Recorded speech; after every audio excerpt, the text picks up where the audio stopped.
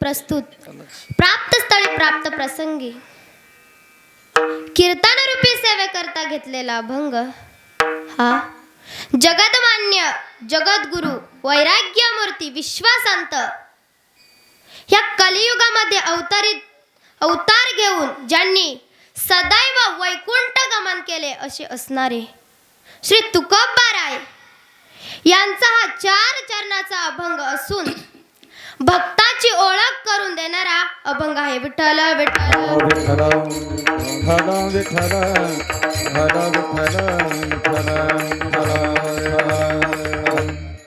अभंग सुरू होण्या अगोदर अल्पासा परिहार द्यायचा तो असा की पौष वारी निमित्ताने अखंड हरिनाम सप्ताह महामंडलेश्वर शांतिगिरीजी महाराज, गुरु धीरजनाथजी महाराज, महामंडलेश्वर गुरु रघुनाथजी महाराज, देवबाप्पा त्र्यंबकेश्वर, हरिभक्तपरायण बापू बाबा देवरगावकर, हरिभक्तपरायण यशवंत बाबा धुमोडी, हरिभक्तपरायण सीताराम महाराज गणेश गावकर यांच्या मार्गदर्शनाखाली हा चालत असलेला अखंड हरिनाम सप्ताह आणि वर्ष 21वे आणि या 21व्या वर्षाची 4थ्या दिवसाची सेवा माझ्यासारख्या बालपामराकडे दिली ते मी माझे परमभाग्य समजते.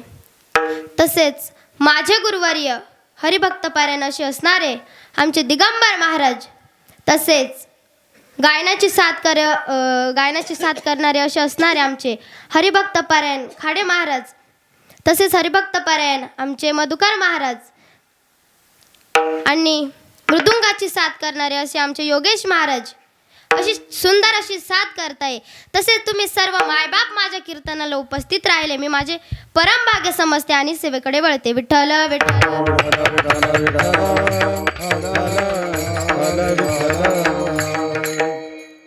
महाराज या अभंगामध्ये सांगताय की या पृथ्वी तलावर जीव जन्माला येतो. कशा करता येतो तर सुख प्राप्तीसाठी येतो. कशा करता तर सुख प्राप्तीसाठी येतो, परंतु त्याला सुख मिळत नाही आणि मानही मिळत नाही.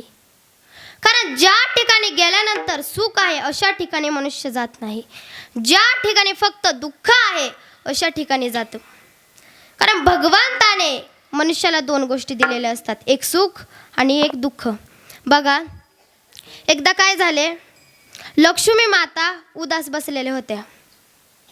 तेव्हा भगवंताने विचारलं की देवी तुम्ही एवढ्या उदास का बसला का आहात?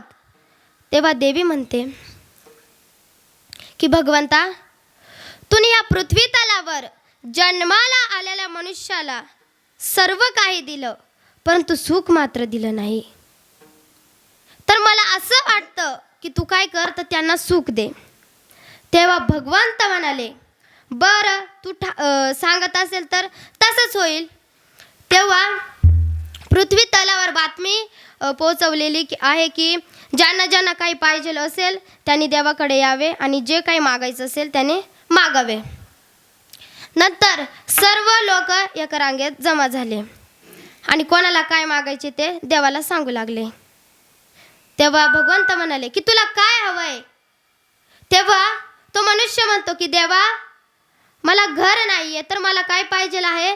घर पाहिजे आहे. तेव्हा देव काय करतात त्याला घर देतात. नंतर दुसरा येतो आणि तो म्हणतोय देवा माझं भरपूर वय झालं परंतु माझं अजून लग्नच झालेलं नाहीये, तर तू काय कर माझं लग्न करून दे. तेव्हा भगवंत म्हणाले ठीक आहे.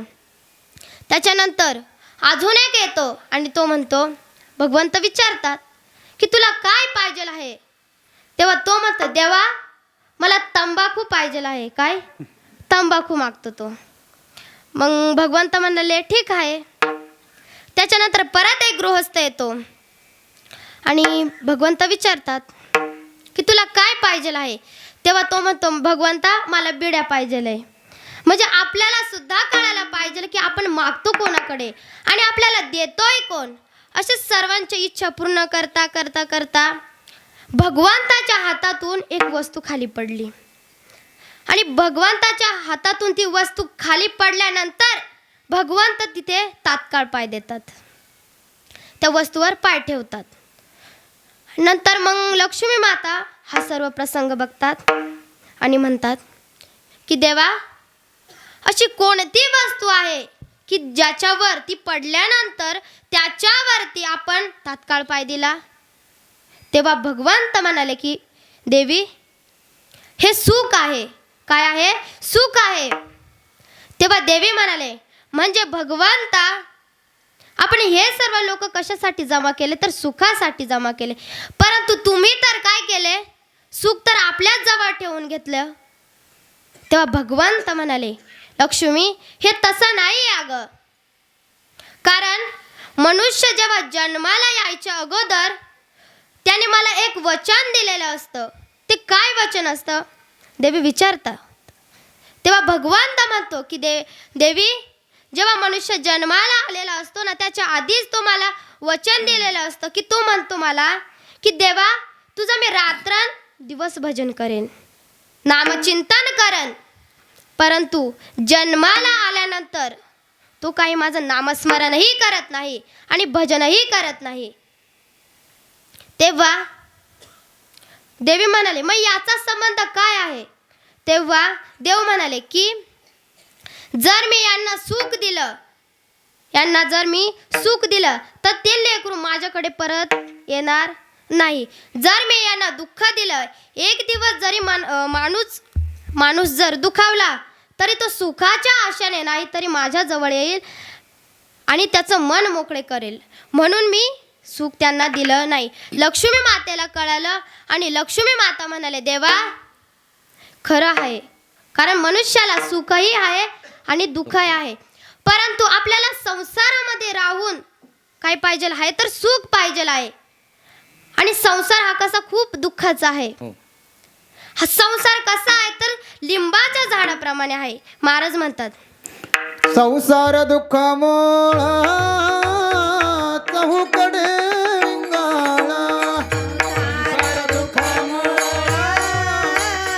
चहूकडे रिंगाळा, विश्रांती नाही कोठे रात्रंदिवस तळमळ, विश्रांती नाही कोठे रात्रंदिवस तळमळ, काम क्रोध लोभ शून्य पाठी लागली वडाळा, काम क्रोध लोभ शून्य पाठी लागली वडाळ, कवन विसरल जावो दृष्टी देईला निर्मळ, कवन विसरल जावो दृष्टी देईला निर्मळ, हे धर्म जागो सदैवाचा अधमा परमुपकारी, अंधळा दृष्टी देता त्याचे नाव मी उच्चारे, धर्म जागो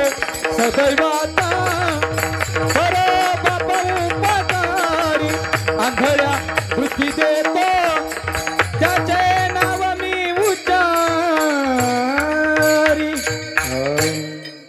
हा संसार कसा आहे महाराज तर दुःखमूळ आहे. कसं आहे? दुःखमूळ आहे. आणि या दुःखमूळ संसारामध्ये राहून सुद्धा आम्हाला काय पाहिजे आहे तर सुख पाहिजे आहे.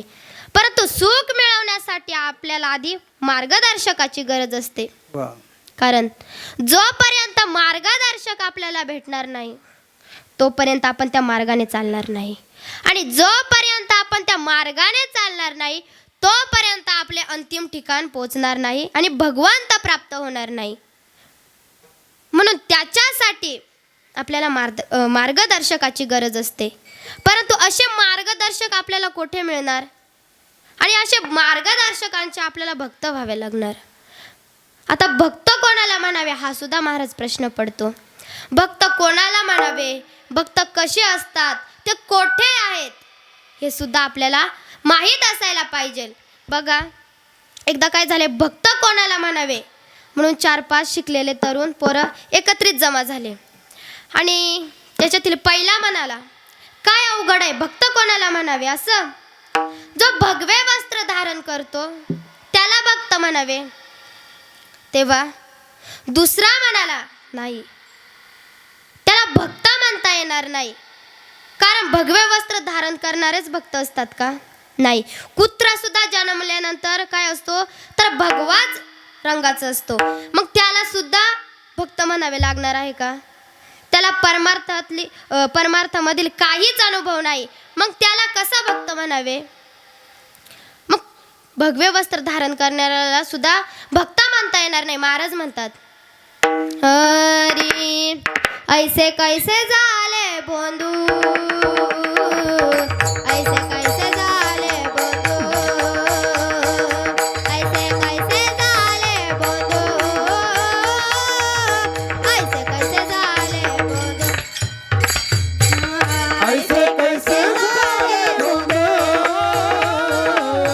ऐसे कैसे झाले बोंधू, ऐसे कैसे झाले बोंधू, ऐसे कैसे झाले बोंधू, ऐसे कैसे झाले बोंधू, ऐसे कैसे झाले बोंधू, ऐसे कैसे झाले बोंधू, जय हो. ऐसे कैसे झाले बोंधू, ऐसे कैसे झाले बोंधू, ऐसे कैसे झाले बोंधू, ऐसे कैसे झाले बोंधू, ऐसे कैसे झाले बोंधू, ऐसे कैसे झाले बोंधू. कर्म करुणी म्हणती साधू, कर्म करुणी म्हणती साधू, कर्म करुणी म्हणती साधू, ओ कर्म करुणी म्हणती साधू, ऐसे कैसे झाले बोंधू, ऐसे कैसे झाले बोंधू, ऐसे कैसे झाले बोंधू, ऐसे कैसे झाले बोंधू. कर्म करुणी म्हणती साधू, कर्म करुणी म्हणती साधू, हा कर्म करुणी म्हणती साधू, ऐसे कैसे झाले बोंधू, ऐसे कैसे झाले बोंधू, ऐसे कैसे झाले बोंधू, ऐसे कैसे झाले बोंधू.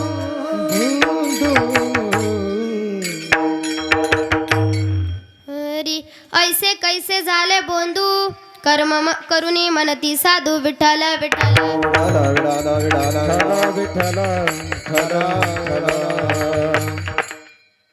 मग भगवे वस्त्र धारण करणाऱ्याला सुद्धा काय तर भक्त म्हणता येणार नाही. मग त्याच्यातील दुसरा म्हणाला काय अवघड आहे? जे पांढरे शुभ्र वस्त्र धारण करतात त्याला भक्त म्हणावे, तेव्हा त्याच्यातील अजून एक तरुण म्हणाला नाही, त्याला म्हणता येणार नाही, काय भक्त म्हणता येणार नाही. पांढरे शुभ्र वस्त्र धारण करणाऱ्याला सुद्धा भक्त म्हणता येणार नाही. बघा, एका माणसाने खूप किमतीचं धोतर आणलं आणि त्याने काय केलं, बायकोकडे धुवायला दिलं. त्याला काय नवीन कपडे वापरायला आवडत नव्हतं, त्याने मग बायकोकडे धुवायला दिलं. आणि नंतर बायकोकडे धुवायला दिल्यानंतर बायको काय करते, धोतर धुते आणि वाळत टाकते. नंतर वाळत टाकल्यानंतर ती काय करते, त्या धोतराकडे हरकून पाहू लागते. ती म्हणते की धोतर लय चमकायला लागलंय, काय लय चमकायला लागलंय धोतर. मग आपण काय करू, तर धोत्राला कोणाची नजर लागू नये म्हणून ती काय करते, आपण कसं लहान बाळाला कोणाची नजर लागू नये म्हणून काजळीचा टिपका देतो, तसं ती काय करते, तर धोत्राला टिपका देते. आता मला तुम्ही सांगा, तो टिपका झाला का तो डाग झाला? मग असेच फार डाग धोतर फाटेपर्यंत लागतात. मग भक्ताला सुद्धा डाग असतात का? नाही, भक्ताला सुद्धा डाग नसतात. मग पांढरे शुभ्र वस्त्र धारण करणाऱ्याला सुद्धा भक्त म्हणता येईल का? महाराज म्हणतात त्याला भक्त म्हणता येणार नाही. त्याच्यातील तिसरा म्हणाला काय अवघड आहे, जे वस्त्र धारण करते नाही त्याला भक्त म्हणावा. आता वेडी लोक सुद्धा काय करतात, अंगावरचे वस्त्र फाडून फिरत असतात. मग त्यांना सुद्धा भक्त म्हणावे लागेल का? नाही. मग त्याच्यातील जो शेवटचा होता तो म्हणतो, जो देवाची उपासना करतो, अर्चना करतो, देवाचं नामस्मरण करतो, त्याला भक्त म्हणावे लागेल. परंतु कोणत्या देवाची उपासना करतो, कोणत्या देवाची अर्चना करतो? कारण आपल्या हिंदू धर्मामध्ये किती देव आहेत? 33 कोटी देव इतके देव आहेत. आणि त्याच्या मध्यवरून आपण काय करतो, वारा आला की आपले देव बदलतो आणि भक्त सुद्धा काय बदलत असते, भक्ती सुद्धा बदलत असते. सोमवार आला की महाराज म्हणतात, शिव भोळा चक्रवर्ती, शिव भोळा चक्रवर्ती, शिव भोळा चक्रवर्ती, शिव भोळा चक्रवर्ती. त्याचे पाया माझ्या चित्ते, त्याचे पाया माझ्या चित्ते, त्याचे पाय माझ्या चित्ते, त्याचे पाय माझ्या चित्ते, त्याचे पाय माझ्या चित्ते.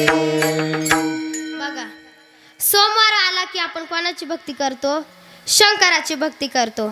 आणि मंगळवार आला की काय करतो, महाराज म्हणतात, हरी स्वर्ग मृत्यू पाताळ याचा मंडप गातला, स्वर्ग मृत्यू पाताळ मंडप गातला, स्वर्ग मृत्यू पाताळ याचा मंडप गातला, स्वर्ग मृत्यू पाताळाचा मंडप गातला.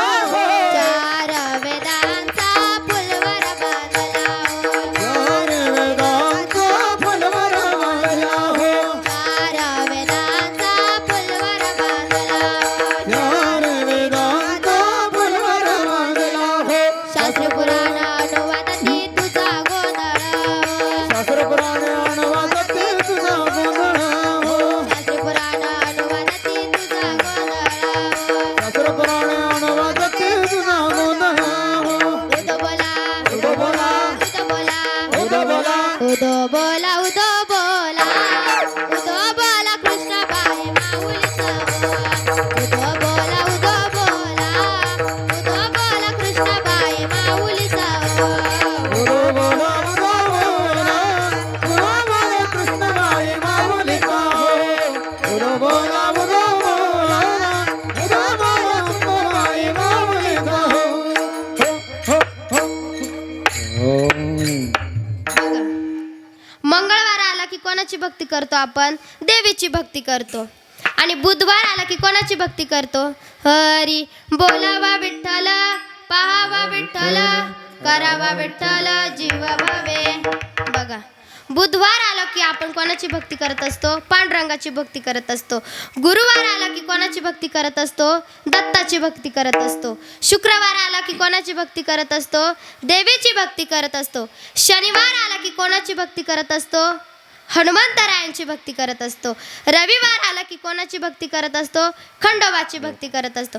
म्हणजे वार बदलतात आणि आपले देव सुद्धा बदलत असतात. आपुला तो एक देव करुणी घ्यावा, आपुला तो एक देव करुणी घ्यावा, आपुला तो एक देव करुणी घ्यावा, आपुला तो एक देव करुणी घ्यावा, आपुला तो एक देव करुणी घ्यावा, आपुला तो एक देव करुणी घ्यावा, आपुला तो एक देव करुणी घ्यावा, आपुला तो एक देव करुणी घ्यावा. हो तन विलासिबा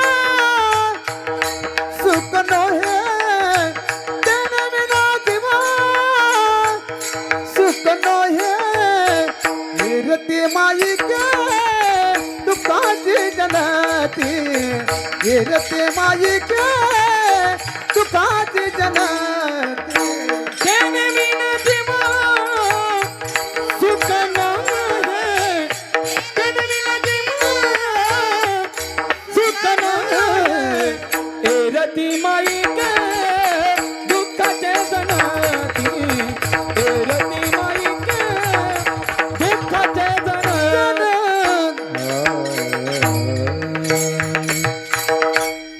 बघा, आपुला तो एक देव करुणी घ्यावा, तेने विना जीवा सुख नोये.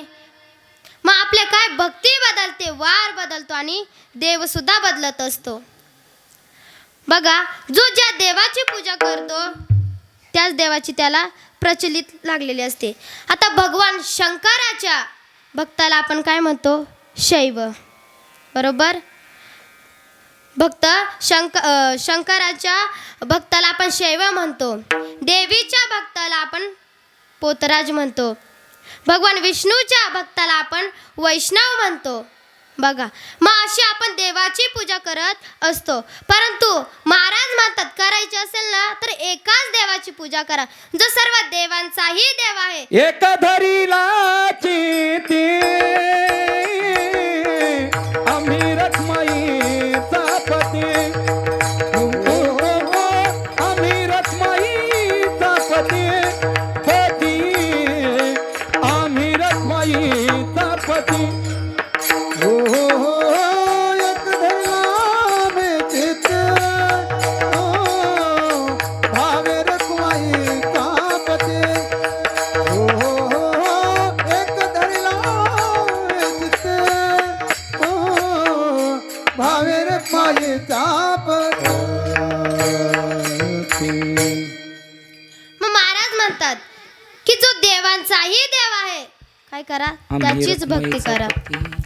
काय करा, त्याचीच भक्ती करा. महाराज म्हणतात हरी जो हा देवांचाही देवा, जो हा देवांचाही देवा, जो हा देवांचाही देवा, जो हा देवांचाही देवा.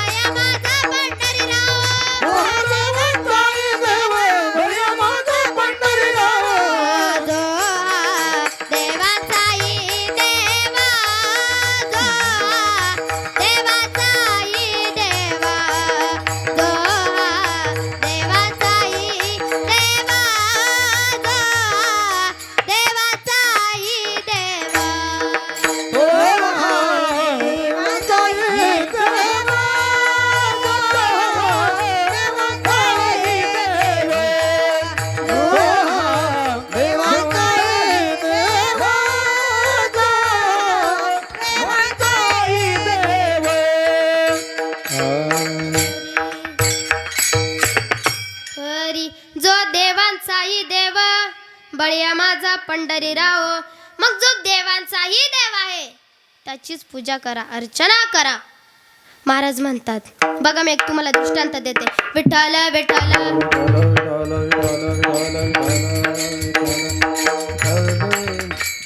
बघा, एक महाराज होते आणि ते महाराज काय करायचे, ह्या गावातून त्या गावात, त्या गावातून ह्या गावात असे फिरत होते.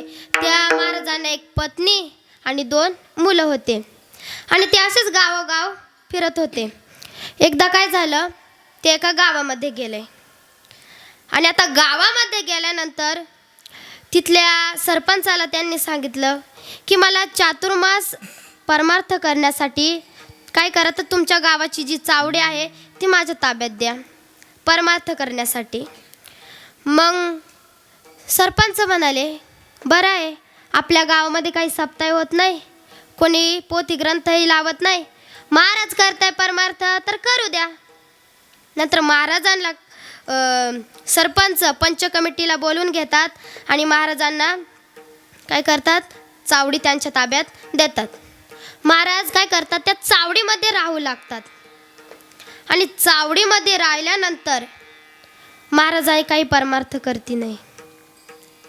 सर्व काही यायचे आणि महाराजांना विचारायचे, महाराज परमार्थ केव्हा करणार? महाराज म्हणाले उद्या करणार. असं उद्या उद्या उद्या उद्या करून सर्व चातुर्मास संपला, परंतु महाराजांनी काही परमार्थ केला नाही. मग परमार्थ केला नाही. मग एक दिवस काय झालं, गावातल्या लोकांना पंच कमिटीला गावाची चावडी लागत होती आणि महाराजांनी काही परमार्थ केला नाही.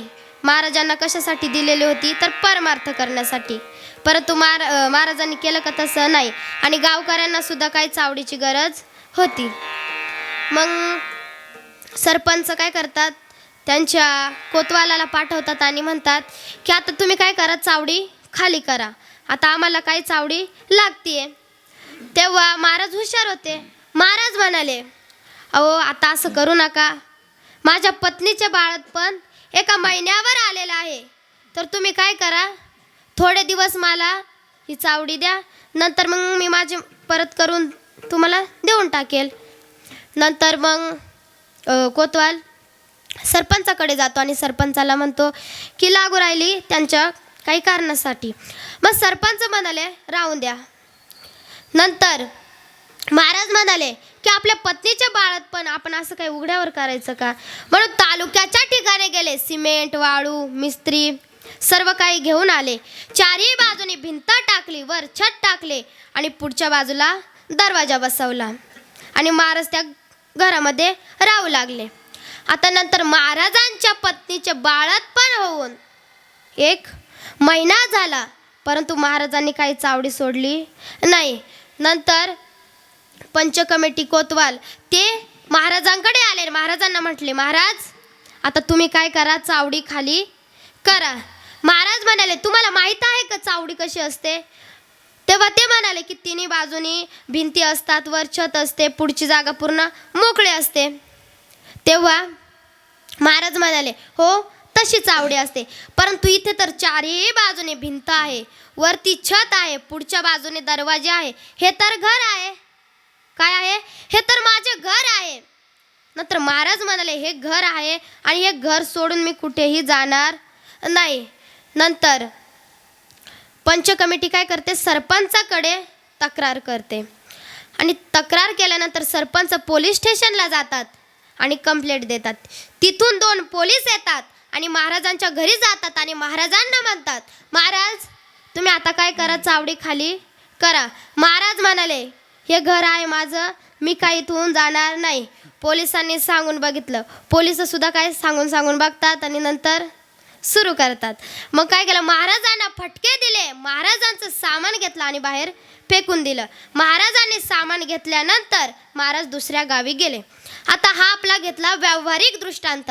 आता हाच दृष्टांत याच्याच संगतीत असलेला आपण दुसरा दृष्टांत घेऊ.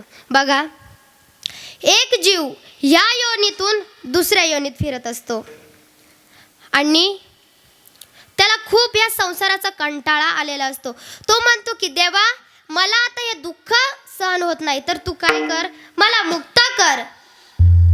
त्या जीवाला जन्मा मरणाची भीती वाटू लागली. महाराज म्हणतात, हरी एक वेळ करी या दुखा वेगाळ, एक वेळ करी या दुखा वेगाळ, एक वेळ करी या दुखा वेगाळ, एक वेळ करी या दुखा वेगाळ, एक वेळ करी या दुखा वेगाळ, एक वेळ करी या दुखा वेगाळ, एक वेळ करी या दुखा वेगाळ, एक वेळ करी या दुखा वेगाळ, दुरितात काळे हो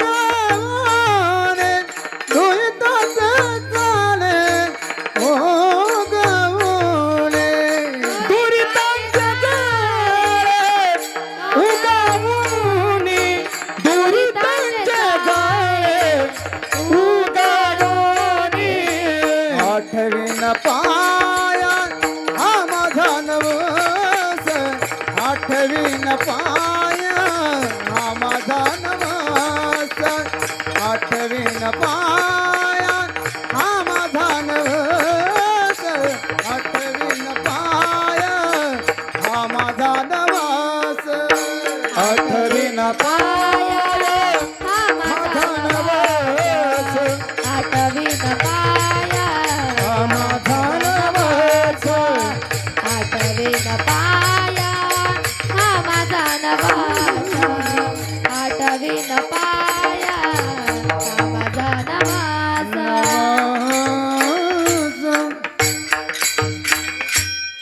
त्या जन्मा मरणाच्या तुझ्या जीवाला जन्मा मरणाची भीती वाटू लागते. काय करते? भीती वाटू लागते. आणि तो देवाला म्हणतो, देवा आता काय कर, मला काय हे दुःख सहन होत नाही, तू मला काय कर, एकदाच मुक्त करून टाकस. तू काय कर, मला मनुष्य आकृतीचं शरीर दे, मी तुझं अखंड नामचिंतन करेल, अखंड तुझी सेवा करेल.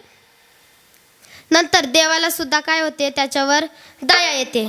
आणि मग देव सुद्धा म्हणतात, महापंचभूतांना बोलून घेतात आणि त्याला मनुष्य आकृतीचं शरीर देतात. नंतर त्याला मनुष्य आकृतीचं शरीर देतात आणि तो जीव त्या शरीरामध्ये राहू लागतो. आणि शरीरामध्ये राहिल्यानंतर तो शरीर माझा आहे असं म्हणू लागतो आणि परमार्थ सुद्धा काही करत नाही. माझं माझं म्हणूनच तो काय करतो, तो म्हणतो की हे शरीर माझं आहे, मला देवाने दिलेलं नाहीये. आणि परमार्थ सुद्धा करत नाही. देवाला काय करतो, दगा देतो. देवाला काय म्हणतो, देवा तुझं अखंड मी नामचिंतन करेल, अखंड नामस्मरण करेल, अशी तो मागणी मागतो देवाकडे, अशी सांगतो.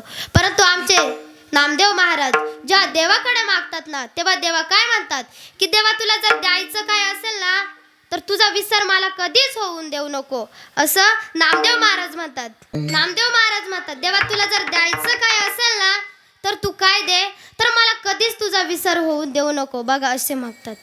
कोण? नामदेव महाराज मागतात. परंतु या जीवाने भगवंताकडे काय मागितलं, मनुष्य आकृतीचं शरीर मागितलं आणि देवाला म्हणतो की देवा मी तुझं अखंड नामचिंतन करेन, परंतु करतो का? नाही करत. देवाला दगा देतो. काय करतो? दगा देतो आणि नामचिंतन करत नाही, नामचिंतन करत नाही.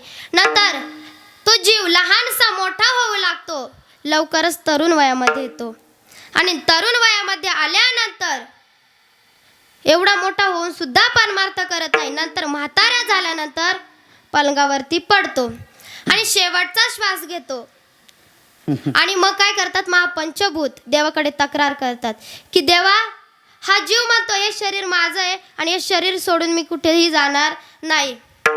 देव काय करतात, तर यमराजाकडे जातात आणि यमराजाकडे गेल्यानंतर तिथून 2 यमदूत येतात आणि त्या जीवाला काय करतात, तर जीवावरती, त्या देहावरती पाश फेकतात आणि तो जो जीव असतो तो तडफडू लागतो. नंतर यमराजांना सुद्धा त्याची दया येते. त्यांना काय वाटलं की एवढ्या तडफडल्यानंतर तरी आता तरी देवाचं नाव घेईल, परंतु आता तरी देवाचं नाव घ्यायला तयार नव्हता. नंतर यमराज काय करतात, एकदाचा पाश फेकतात आणि देहातून तो जीव बाहेर काढतो आणि पुढच्या योनीत टाकतो. आता आपण 2 दृष्टांत बघितल्या आणि ह्या 2 दृष्टांताची आता आपण संगत बघू. बघा, एक महाराज या गावातून त्या गावात, तसाच एक जीव ह्या योनीतून दुसऱ्या योनीत जात असतो, बरोबर. आणि महाराज काय करतात, तर सरपंचाकडे जातात आणि सरपंचाला म्हणतात की मला परमार्थ करण्यासाठी काय करा, तर गावाची चावडी माझ्या ताब्यात द्या. जीव सुद्धा म्हणतो, देवाकडे जातो आणि देवाला म्हणतात, देवा मला परमार्थ करण्यासाठी काय कर, तर मनुष्य आकृतीचा शरीर दे. महाराज चावडीमध्ये राहू लागतात. जीव सुद्धा त्या देहामध्ये राहू लागतो. नंतर महाराज ती चावडी माझी आहे असे म्हणू लागतात. जीव सुद्धा हे शरीर माझं आहे असं म्हणू लागतो. नंतर महाराज काही परमार्थ करीत नाही. जीवसुद्धा काय परमार्थ करीत नाही. नंतर पंच कमिटी सरपंचाकडे तक्रार करतात. पंचमहाभूत काय करतात? देवाकडे तक्रार करतात. नंतर सरपंच पोलीस स्टेशनला जातात. देवसुद्धा यमराजाकडे जातात. ती पोलीस स्टेशनमधून 2 पोलीस येतात. यमराजांच्या कडून सुद्धा 2 यमदूत येतात. नंतर पोलीस महाराजांना चावडी रिकामी करण्यासाठी सांगतात. आणि यमदूत सुद्धा जीवाला देहातून बाहेर निघण्यासाठी सांगतात. महाराज काही चावडी सोडायला तयार नाही. जीव सुद्धा काही देह सोडायला तयार नाही. नंतर मग काय करतात? 2 पोलीस येतात आणि महाराजांना एकदाच चावडीच्या बाहेर काढून देतात. आणि यमराज सुद्धा काय करतात? एकदा त्या जीवातून तो जीव काढून टाकतात. शरीरातून तो जीव काढून टाकतात. म्हणजे असे लोक भक्त ठरत नाही. आणि यांची आपण कारण जन्माला येण्याच्या आधी आपण देवाला वचन दिलेलं असतं की देवा आपण रात्रंदिवस तुझं भजन करू. परंतु आपण तसं करत नाही. म्हणजे ह्या गोष्टीमध्ये मी उदास आहे. मग काय ह्या गोष्टीमध्ये मी उदास आहे. महाराज अभंगाच्या प्रथम भक्त ऐसे जाना जदेही उदास. भक्त ऐसे जाना जदेही उदास. भक्त ऐसे जाना जदेही उदास. भक्त ऐसे जाना जदेही उदास. भक्त ऐसे जाना जदेही उदास. भक्त ऐसे जाना जदेही उदास. भक्त ऐसे जाना जदेही उदास. भक्त ऐसे जाना जदेही उदास. भक्त ऐसे जाना जदेही उदास. भक्त ऐसे जाना जदेही उदास.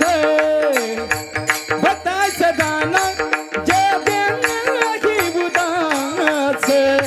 भक्त ऐसे जाना जदेही उदास. भक्त ऐसे जाना जदेही उदास. भक्त ऐसे जाना जदेही उदास. भक्त ऐसे जाना जदेही उदास. भक्त ऐसे जाना जदेही उदास. गेले आशा पास निबारोनी. गेले आशा पास निबारोनी. विषय तो त्यांचा झाला नारायण. विषय तो त्यांचा झाला नारायण. विषय तो त्यांचा झाला नारायण. विषय तो त्यांचा झाला नारायण. गेला पास निवारुणे. गेला पास निवारुणे. विषय तो त्यांचा झाला नारायण. विषय तो त्यांचा झाला नारायण. विषय तो त्यांचा झाला नारायण. विषय तो त्यांचा झाला नारायण. भक्त ऐसे जाना जे देई उदास. गेले आशा पाश निवारुनी. विठ्ठल विठ्ठल. विठ्ठल विठ्ठल विठ्ठल. बघा मग महाराज म्हणतात की आशा कोणालाही सुटत नाही. त्यांचा विषय नारायण झालेला असतो. आशा कोणालाही सुटत नाही. जोपर्यंत आपण भक्त होत नाही तोपर्यंत आपल्याला सद्गुरू प्राप्त होत नाही. तोपर्यंत आपल्याला सद्गुरू प्राप्त होत नाही. बघा एकदा आळंदी संमेलनामध्ये नामदेव महाराज, गोरोबा काका, संत ज्ञानेश्वर, संत मुक्ताई, संत सोपान काका हे सर्व काही त्या आळंदीला त्या संमेलनामध्ये असतात. आणि नंतर जी गोरोबा काकांची जी थापी असते ती मुक्ताई काय करते तर सर्वांच्या डोक्यावरती मारत असते.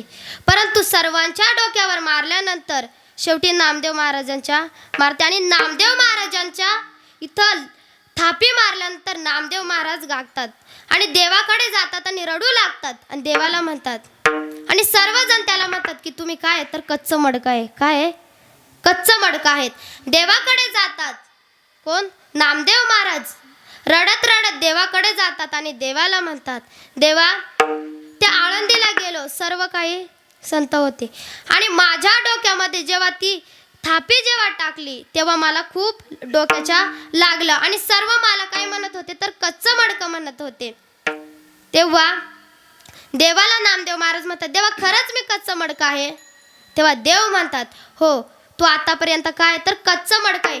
जोपर्यंत तू सद्गुरू प्राप्त करणार नाही, जोपर्यंत तू गुरु करणार नाही, गुरुची जोपर्यंत तुझी कृपादृष्टी होणार नाही तोपर्यंत तू काही पक्क होणार नाही. शेवटी नामदेव महाराजांचे गुरुवर्य कोण?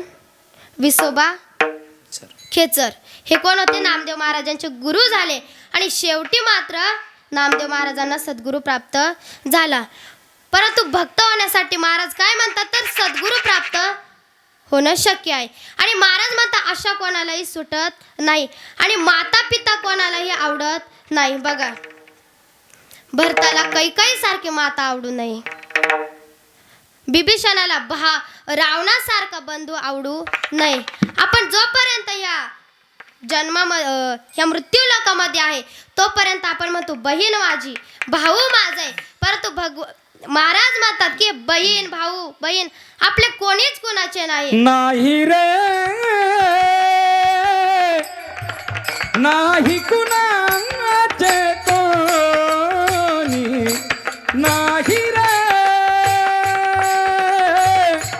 नाही कुणाचे कोणी, नाही रे नाही कुणाचे कोणी, नाही रे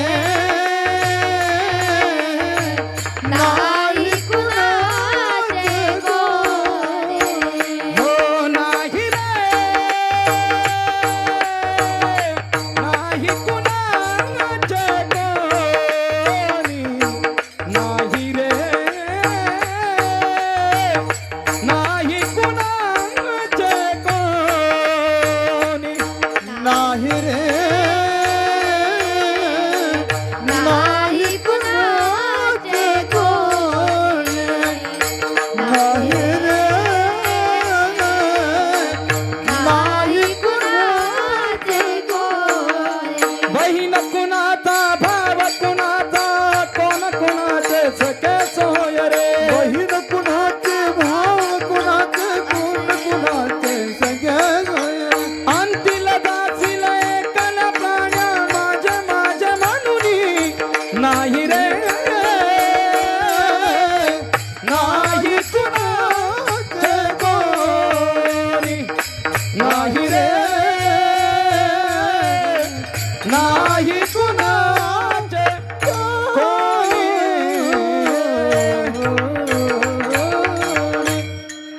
बघा, आपण म्हणतो बहीण माझी, भाऊ माझा, आई वडील माझे, परंतु महाराज म्हणतात अरे कोणीही कुणाचे नाही.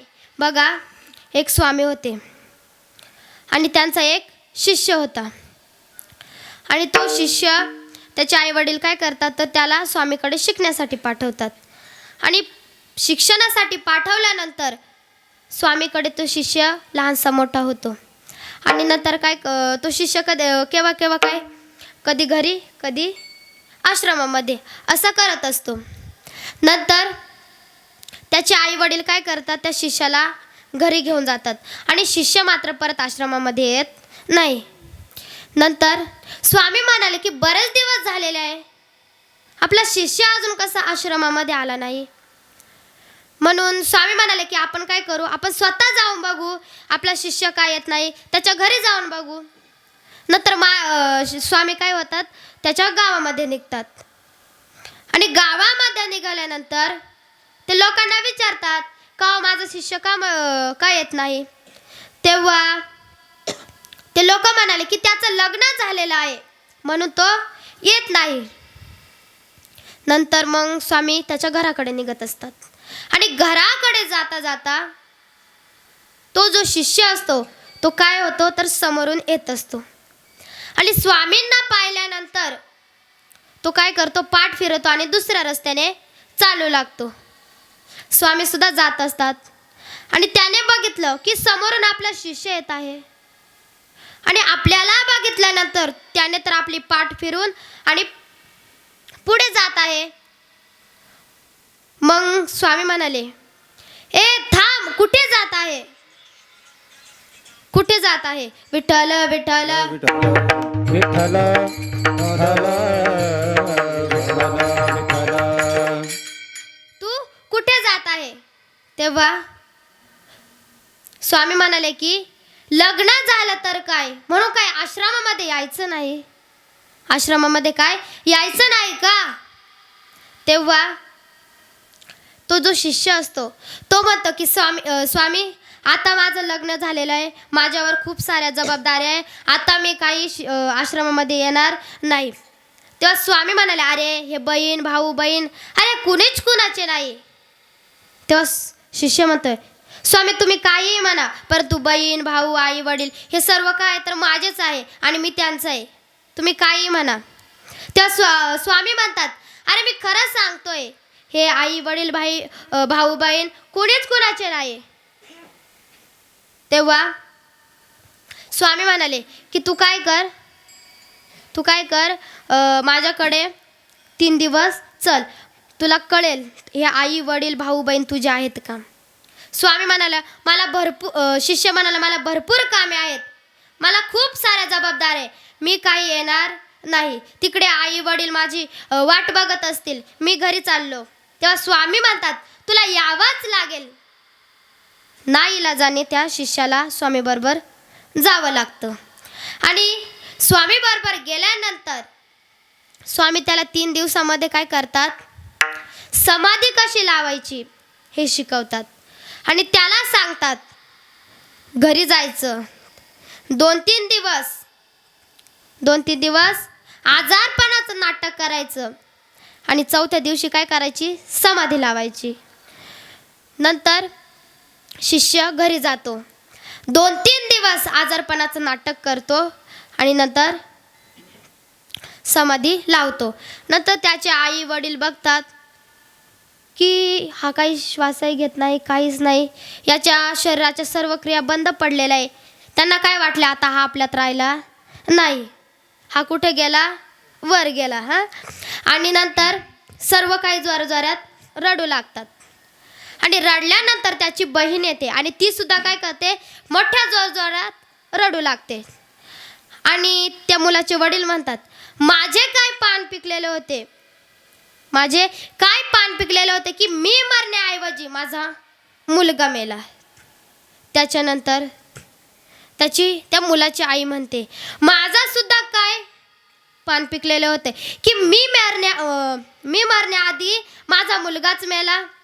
नंतर त्याची बहीण आलेली होती, ती सुद्धा म्हणाली, माझा भाऊ एकुलता एक माझा भाऊ होता, आता मला दिवाळीला साडी कोण देणार. इकडं भाऊ मेलाय, नीला कशाचं येऊन पडलंय, साडीचं येऊन पडलंय, आता मला दिवाळीला साडी कोण देणार.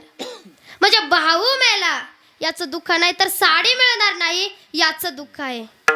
आता त्याचं नवीन लग्न झालेलं होतं. मग त्याची बायको म्हणते, आम्ही तर आतापर्यंत नीट जग सुद्धा बघितलेलं नव्हतं, मी मरण्याऐवजी हेच मेले, आता मला विधवाच फिरावं लागणार. सर्व काही जोरजोराने रडू लागतात. आता वाड्यामध्ये गर्दी होऊ लागते, जशी गर्दी होऊ लागते तशी हे काय करतात, जोरजोराने रडू लागतात. आणि जोरजोराने रडता वाड्यामध्ये गर्दी झालेली असते. नंतर स्वामी येतात आणि गपचूप बघू लागतात खिडकीमध्ये. तेव्हा त्यांना कळालं की आता बरोबर याला कळेल हे भाऊ बहीण आपले आहेत का.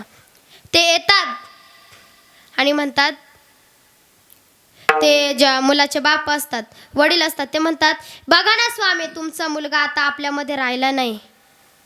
तेव्हा त्या मुलाचे वडील म्हणाले की तुम्हाला सुद्धा ज्ञानेश्वर महाराज सारखं मेलेला व्यक्ती जिवंत नाही का करता येणार. तेव्हा स्वामी म्हणाले, हो मला येतं करता. तुम्ही काय करा, एक ग्लास पाणी घेऊन या. नंतर त्या मुलाचे वडील असतात, ते वाड्यामध्ये जातात आणि काय करतात, एक ग्लास पाणी घेऊन येतात. आणि पाणी घेऊन आल्यानंतर ते स्वामीकडे देतात. आणि स्वामी काही पुटपुट करतात, तिथे काही मंत्र टाकतात आणि म्हणतात, जो कोणी हे पाणी पिईल तो मुलगा उठेल आणि तो मरण पावेल. नंतर स्वामी काय करतात, त्याच्या वडिलाजवळ जातात, त्या मुलाच्या वडिलाजवळ जातात आणि त्याला म्हणतात, काय करा, तुम्ही काय करा, हे पाणी प्या आणि तुम्ही मराल आणि तुमचा मुलगा जिवंत होईल. तेव्हा त्या मुलाचे वडील म्हणाले, अहो इथे 2 पोरांचे लग्न करायचे आहे, जर मी मेलो तर यांचं कसं होईल. बघा, वडील म्हणाले, मी काही पाणी पिणार नाही. नंतर ते म्हणाले, आमच्या मालकीन बाईकडे जा. काय करा, आमच्या मालकीन बाईकडे जा. नंतर स्वामी त्या मुलाच्या आईजवळ जातो आणि त्या आईला म्हणतात की माते, तुम्ही काय करा, हे पाणी प्या, तुम्ही मराल आणि तुमचा मुलगा जिवंत होईल. तेव्हा त्या मुलाची आई म्हणते, इथे आत्ताच लग्न झालंय, माझी सून अजून माझ्या यांना तांब्या भरून पाणी देत नाही, मी जर मेलं तर यांचं कसं होईल. बघा, स्वामी म्हणाले, मग अशी म्हणत होता तुम्ही की मी जर मेले असते तर बरं झालं असतं आणि माझा मुलगा वाचायला हवा होता, आता काय झालं. त्या मुलाची आई म्हणाली, मी काही पाणी पिणार नाही. नंतर स्वामी काय करतात, त्या मुलाच्या बहिणीजवळ जातात आणि त्या मुलाच्या बहिणीला म्हणतात, ताई तुम्ही हे पाणी प्या, तुम्ही मराल आणि तुमचा भाऊ जिवंत होईल. नंतर त्याची जी बहीण असते ती म्हणते, माझं घरदार तिकडं, माझा संसार तिकडं, माझे मुलं बाळं तिकडं आणि मी इथं मरून काय करू, मी चालले माझ्या घरी. बहीण काय करते, भरते आणि घरी निघून जाते. नंतर स्वामी म्हणाले, त्याची बहिणीने सुद्धा काही पाणी पिलं नाही. नंतर त्याचं आत्ताच लग्न झालेलं असतं, त्याच्या पत्नीजवळ जातात आणि तिला म्हणतात की तू काय कर, हे पाणी पी, तू मरशील आणि तुझा पती जिवंत होतील. ती म्हणाले, ती काय करते, त्या ग्लासाकडे हरकून पाहू लागते. ती म्हणते, मी जर हे पाणी पिलं तर मी मरेन आणि हे जिवंत होतील. स्वामी म्हणाले, हो म्हणे ते दुसरं लग्न करतील. स्वामी म्हणाले, हो म्हणे त्यांचा सुखाचा संसार होईल. स्वामी म्हणाले, हो. तेव्हा त्या मुलाची पत्नी म्हणते, मग मी मारून काय करू, मी सुद्धा दुसरं लग्न करेन, मी काही पाणी पिणार नाही. बघा, आता स्वामी म्हणाले, एकही पाणी प्यायला तयार नाही. मग स्वामीने विचारलं, कोणी पिल का पाणी. वाड्यामधले सर्व लोक बाहेर जायला लागले आणि नंतर स्वामी म्हणाले, आता माझ्या शिष्याची मलाच हे पाणी प्यावं लागणार. आता माझ्या शिष्याला मीच काय करेल, जिवंत करेल. मग नंतर स्वामी पाणी पितात, मुलगा जिवंत होतं. 1 तास झाला, 2 तास झालं, परंतु स्वामी काही अजून मेलेच नाही. नंतर त्या मुलाचे जे वडील असतात ते म्हणतात, स्वामी तुम्ही म्हणाले की जो एक कोणी पाणी पेल तो मरेल आणि आमचा मुलगा जिवंत होईल. तेव्हा स्वामी म्हणाले, हो मग तुम्ही अजून मेला कसा नाही, तुम्ही अजून मरण कसे पावले नाही. तेव्हा स्वामी म्हणाले, याच्यामध्ये काय मी मंत्र टाकलेलं नव्हतं, काहीच नव्हतं, मला फक्त बघायचं आहे कोण कुणाच्या कामी येतं. तेव्हा त्या मुलाला म्हटले, बघितलं का, हे आपले आई वडील, हे आपले कोणीच कुणाचे नाही. आणि म्हणे स्वामी याच्यामध्ये काय मी मंत्र टाकलेलं नसतं, कोणी मेलंही नसतं आणि कोणी जिवंत झालेलं सुद्धा नसतं. नंतर त्या मुलाचे वडील म्हणाले, आधी सांगायचं ना, मग मी पाणी पिलं असतं. स्वामी म्हणाले, परीक्षा काय सांगून होते काय, वा परीक्षा कधी सांगून होते. नंतर स्वामी म्हणाले, बघितलं काय, हे आई वडील बहीण भाऊ अरे कोणीच कुणाचे नाही. नंतर त्या शिष्याला सुद्धा कळून चुकतं की आई वडील बहीण भाऊ हे कोणीच कुणाचे नाही. महाराज अभंगाच्या दुसऱ्या विषय तो त्यांचा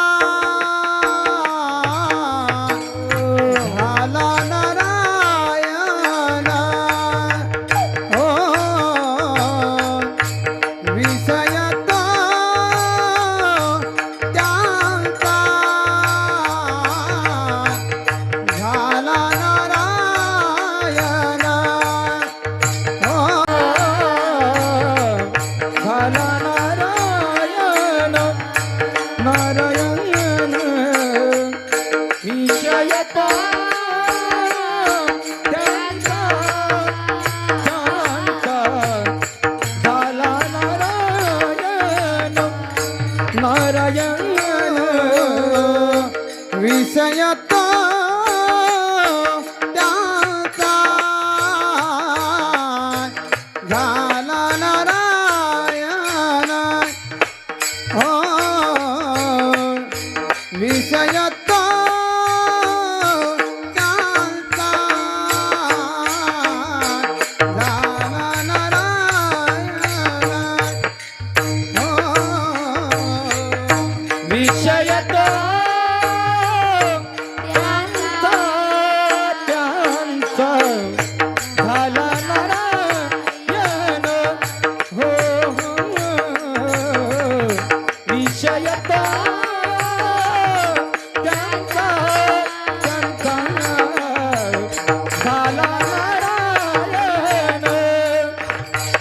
नावड जन धन माता पिता नावड जन धन माता पिता नावड जन धन माता पिता नावड जन धन माता पिता. विषय तो त्यांचा झाला नारायण. हो विषय तो त्यांचा झाला नारायण. नावड जन धन माता पिता नावडे जन धन माता पिता नावडे जन धन माता पिता नावडे जन धन माता पिता. विषय तो हा त्यांचा झाला नारायण. हो विषय तो त्यांचा त्यांचा झाला नारायण. विषय तो त्यांचा झाला नारायण. नावडे जन धन माता पिता नावडे जन धन माता पिता. विषय तो त्यांचा झाला नारायण. नावडे जन धन माता पिता नावडे जन धन माता पिता. विषय तो त्यांचा झाला नारायण.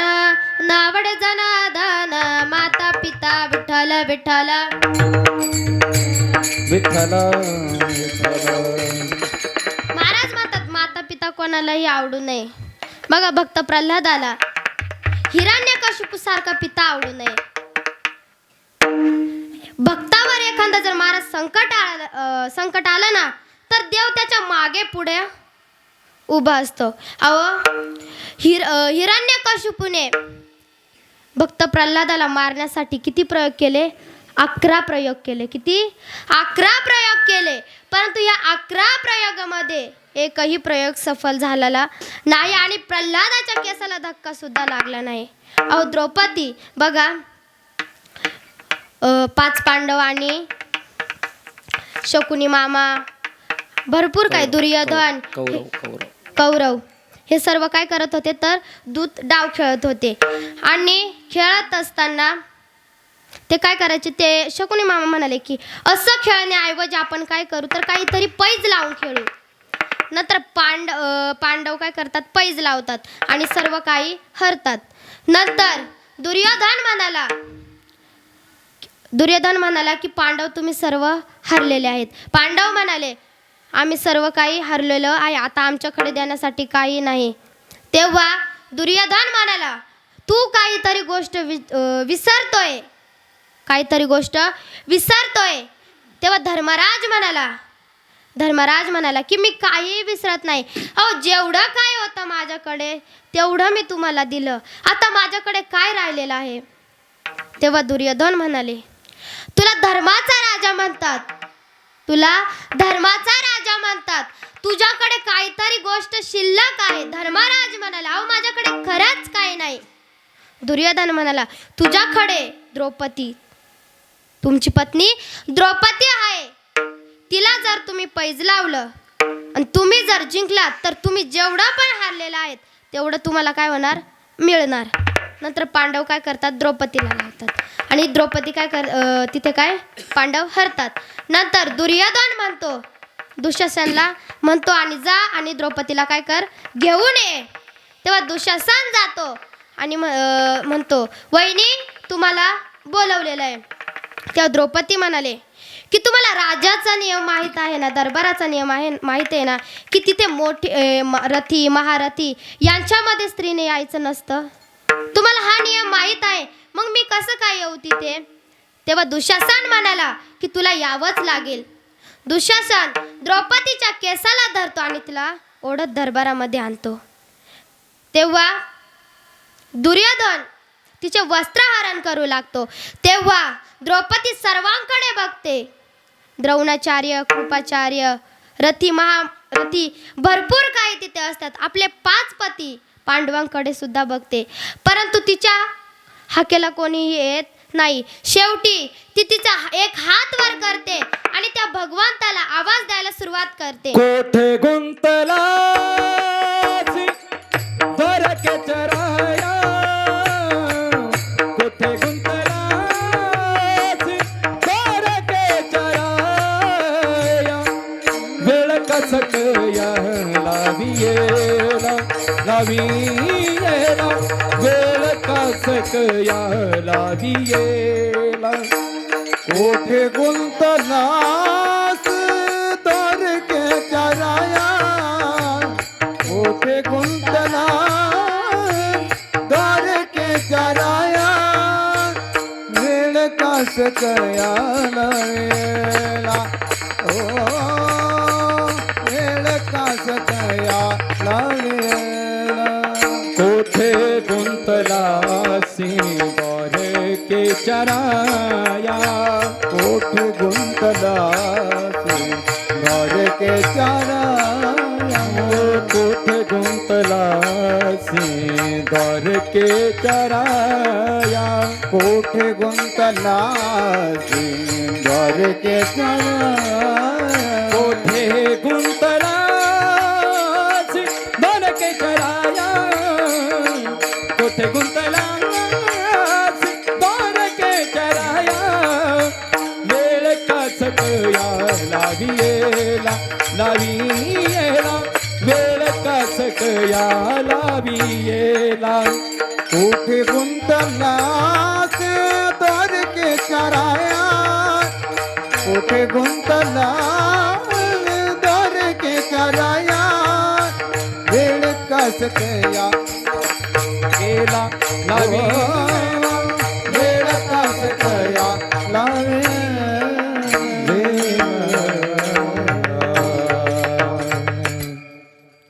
ती द्रौपदी त्या भगवंताला हाक मारते, एक हात वर करते आणि भजन करते आणि त्या भगवंताला हाक मारू लागते.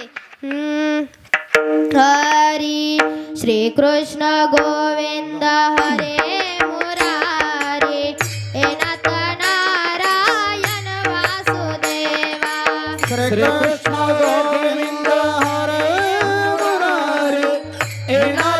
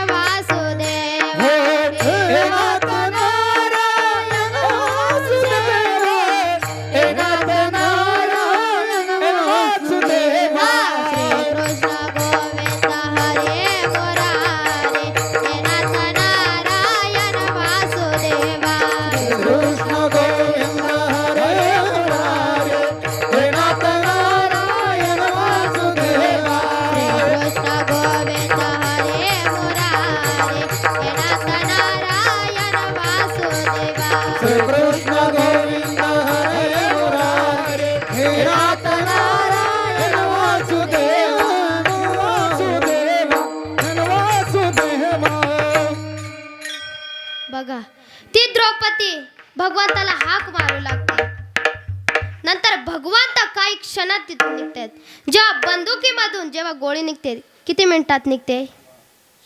काही सेकंदामध्ये निघते. त्याच्याही वेगामध्ये भगवंत द्रौपदीने हाक मारल्यानंतर निघतात. आणि भगवंताला काय भगवंत जातात आणि द्रौपदीला साड्या पुरवू लागतात. तेव्हा भगवंत म्हणाले जर आपण तिला जर साडी नेसायला दिली तर दुर्योधन काही तिला साडी नेसून देणार नाही. मग भगवान स्वतः साडी झाले आणि भगवंत द्रौपदीची रक्षा केली. गोवर्धन गिरधारी गोवर्धन गिरधारी हो गोवर्धन गिरधारी गोवर्धन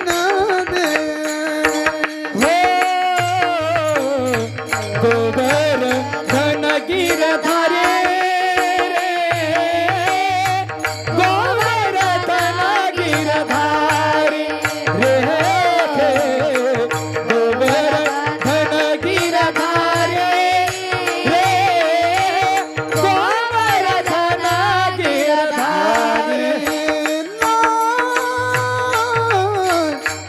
राखोला हमारी गोवर्धन गिरधारी गोवर्धन गिरधारी ओ गोवर्धन गिरधारी गोवर्धन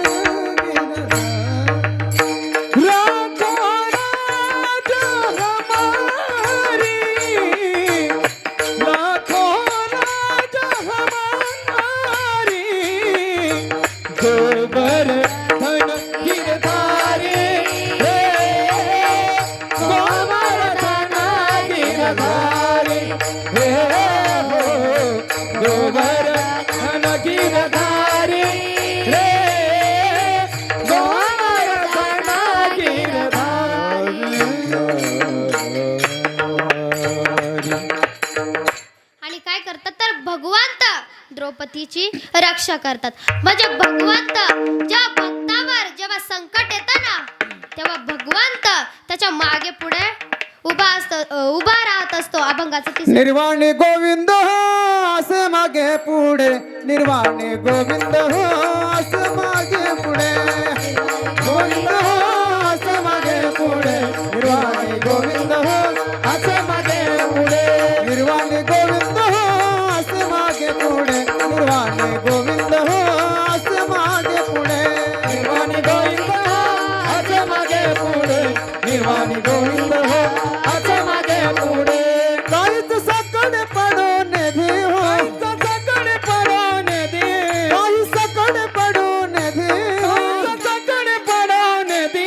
विषय तो त्यांचा झाला नारायण विषय त्यांचा हो झाला नारायण विषय त्यांचा हो झाला नारायण विषय त्यांचा हो झाला नारायण विषय तो हो झाला नारायण विषय तो त्यांचा झाला नारायण विषय तो त्यांचा झाला नारायण विषय तो त्यांचा झाला नारायण.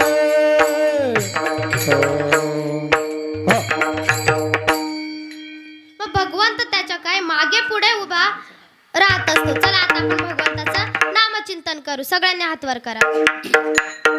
मला माहिती सगळ्यांना थंडी वाजली. सगळ्यांनी हात वर करा. विठोबा विठोबार कुमार विठोबार कुमार हरे हरे विठोबार कुमार विठोबार कुमार विठोबार कुमार कुमार विठोबार कुमार विठोबार कुमार जय विठोबार कुमार विठोबार कुमार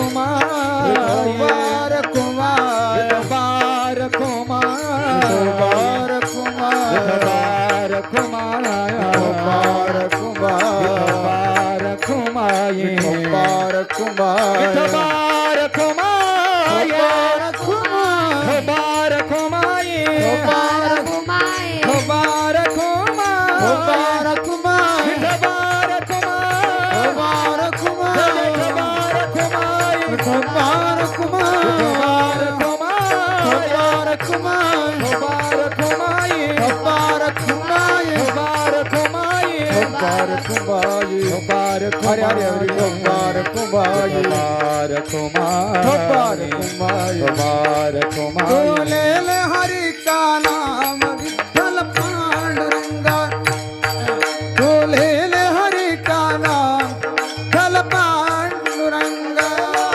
का नाम विठ्ठल पांडुरंग बोलेल हरि का नाम विठ्ठल पांडुरंगा ओ पांडुरंग पांडुरंग पांडुरंग पांडुरंग पांडुरंग पांडुरंग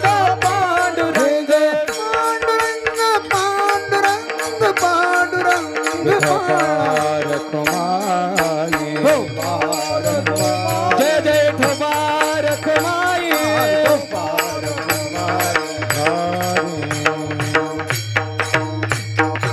हो बघा महाराज म्हणतात की सत्याच्या मार्गाने जा आणि जर सत्याच्या मार्गाने गेले नाही तर महाराज काय म्हणतात नरकामध्ये जातो कुठे नरकामध्ये जातो म्हणून जोपर्यंत आहे तोपर्यंत भगवंताला शरण जा नाही तर नरकामध्ये जाईल महाराज अभंगाच्या शेवटच्या चरण सांगतात तो का म्हणे सत्य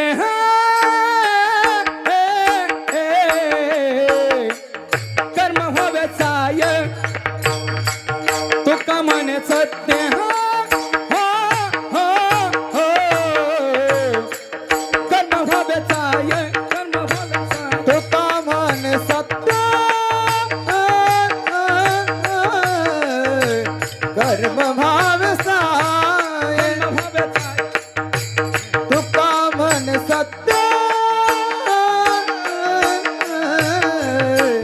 कर्म भाव साय घातलिया भय नरका जाणे घातलिया भय नरक जाणे विषय तो त्यांचा भला नारायण विषय तो त्यांचा भला नारायण घात दिया भय नरका जाणे घात लिया भय नरका जाणे विजय तो त्यांचा झाला नारायण नारायण निश्चय तो त्यांचा झाला नारायण नावडे जनधन माता पिता माता पिता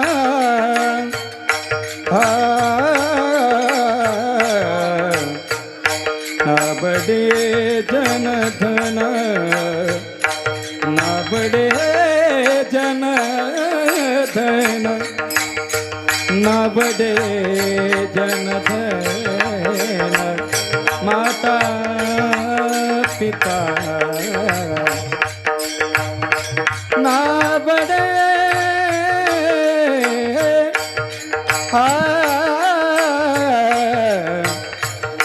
नाबडे जनधन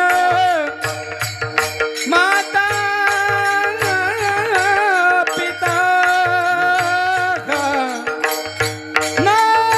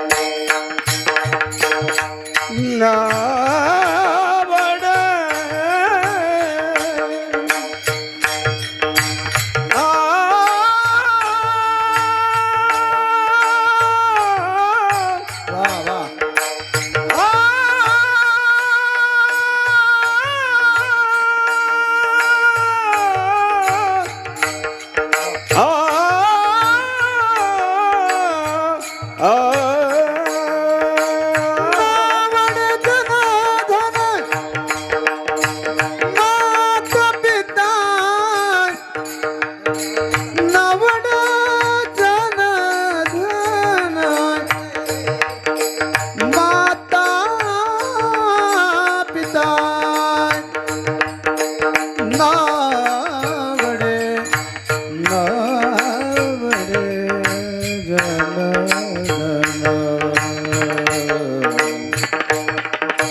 नावड जन धन माता पिता नावड जन माता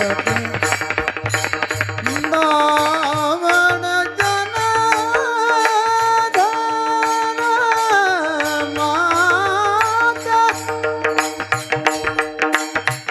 माता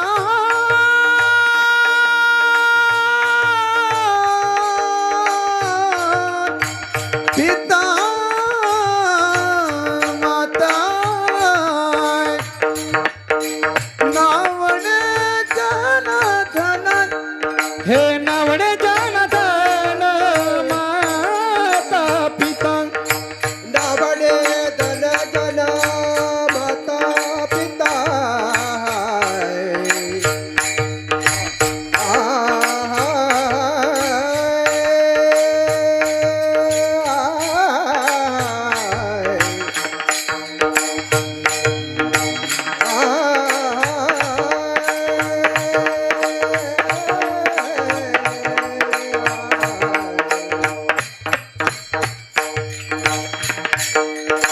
नावडे धन जन माता पिता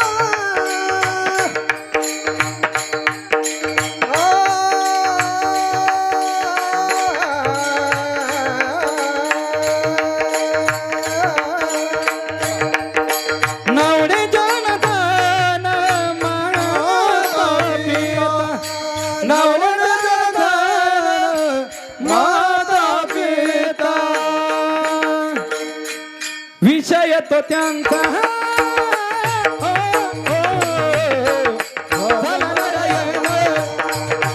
विषय तो त्यांचा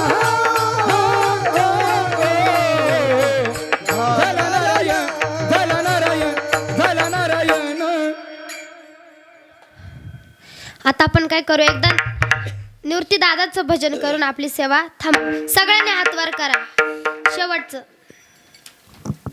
निवृत्ती राया निवृत्ती राया बाये ज्ञान सकया निवृत्ती राया निवृत्ती राया सोपान बाई ज्ञान सकया निवृत्ती राया निवृत्ती राया सोपान मुक्ता बाये ज्ञान सकया निवृत्ती राया निवृत्ती राया सोपान बाई ज्ञान सकया सोपान मुक्ता बाई ज्ञान सकया सोपान बाई ज्ञान सकया सोपान मुक्ता बाई ज्ञान सकया सोपान बाई ज्ञान सकया निवृत्ती राया निवृत्ती राया सोपान मुक्ता बाई ज्ञान सकया निवृत्ती राया निवृत्ती राया सोपान बाई ज्ञान सकया निवृत्ती राया निवृत्ती राया सोपान मुक्ता बाई ज्ञान सकया निवृत्ती राया निवृत्ती राया सोपान बाई ज्ञान सकया सोपान बाई ज्ञान सकया ज्ञानेश्वर माऊली ज्ञान पिंगळा काय अरे हे जरी नाही काल मग दुसरा येईल हे जरी नाही काल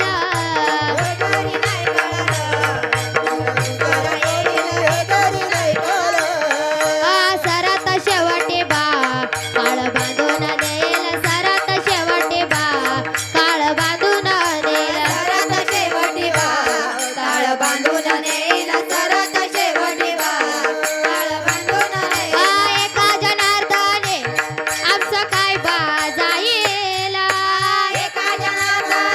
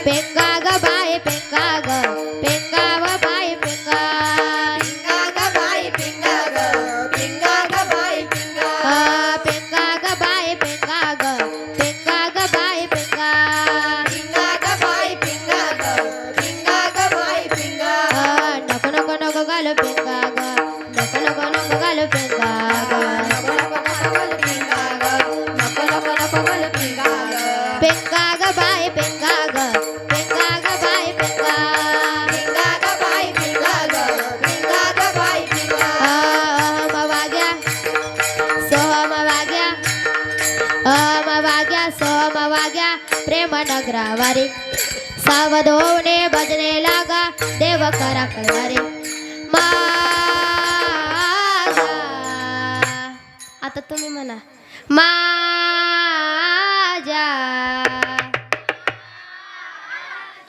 माझ्या मल्हारीची वारे मल्हारीची वारे माझ्या मल्हारीची वारे मल्हारीची वारे मल्हारीची वारी मल्हारीची वारी माझ्या मल्हारीची वारी मल्हारीची वारी अहम वाग्या सोम वाग्या प्रेम नगरावारे सावधोने भजने लागा देव कर कैवारे माझ्या मल्हारीची वारे मल्हारीची वारे माझ्या मल्हारीची वारे मल्हारीची वारे मल्हारीची वारी मल्हारीची वारी माझ्या मल्हारीची वारी मल्हारीची वारी शिवनेरीवर शुभ जन्मला शिवनेरीवर शुभ जन्मला राजांचा अधिपती साऱ्या राजांचा अधिपती छत्रपती शिवाजी महाराज की धर्मवीर संभाजी महाराज की दैवत छत्रपती नामचं दैवत छत्रपती दैवत छत्रपती नामचं दैवत छत्रपती दैव छत्रपती नामचा दैव छत्रपती दैव छत्रपती नामचा दैव छत्रपती पिंगळा माधवारे बोल बोल तो देखा पिंगळा माधवारे बोल बोली तो देखा पिंगळा माधवारे बोल बोले तो देखा पिंगळा माधवारे बोल बोले तो देखा पिंगळा माधवारे बोल बोली तो देखा पिंगळा माधवारे बोल बोली तो देखा पिंगळा माधवारे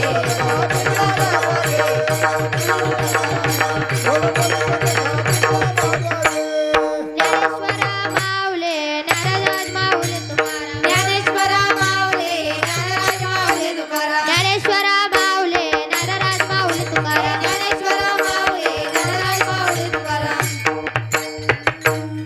बघा आज या ठिकाणी तुम्ही सर्व मायबापांनी जी मला सेवा दिली त्याच्यामुळे मी तुमच्या सर्वांचे आभार मानते तसेच माझे गुरुवर्य हरिभक्त परायण दिगंबर महाराज त्यांचे सुद्धा मी मनापासून आभार मानते तसेच गायनाचार्य असणारे आमचे हरिभक्त परायण आमचे पुंडलिक महाराज खाडे यांचे सुद्धा मी मनापासून आभार मानते तसेच हरिभक्त परायण असणारे आमचे मधुकर महाराज निसाळ त्यांच्या सुद्धा मनापासून आभार मानते तसेच आमच्या संस्थेच्या दोन्ही मुलींनी सुद्धा छान अशी साथ दिली त्यांचे सुद्धा मी मनापासून आभार मानते तसे मृदुंगाची साथ करणारे असणारे आमचे योगेश महाराज सहाने त्यांचे सुद्धा मनापासून आभार मानते तसेच विनेकरी आई तुमचे सुद्धा मी मनापासून आभार मानते तसंच माझा आवाज तुमच्या कानापर्यंत पोहोचवणारे अशी असणारी संस्कृती आमच्या महाराजांची व तसेच संदीप भाऊ यांनी सुद्धा संस्कृती छान अशी साथ दिली त्यांचे सुद्धा मी मनापासून आभार मानते तसेच आज माझ्या कीर्तनाला राजेवाडी